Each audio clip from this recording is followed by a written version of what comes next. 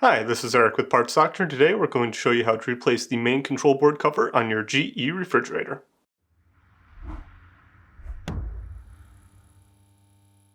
If you need to purchase a new main control board cover for your refrigerator, check out our website, partsdoctor.com, where we sell parts for all major appliance brands. Since we'll be working with the refrigerator's electrical components, disconnect power to the refrigerator. With access to the back of the refrigerator, remove the screws holding the main control board cover in place using a 1/4-inch nut driver.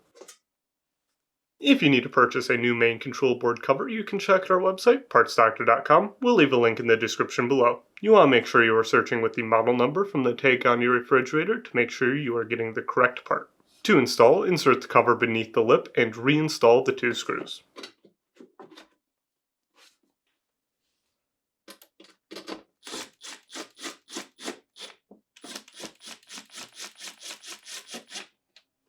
And that's it for today's video, and if you found this video helpful, make sure to leave a like and comment down below, and for more videos like this, please consider subscribing.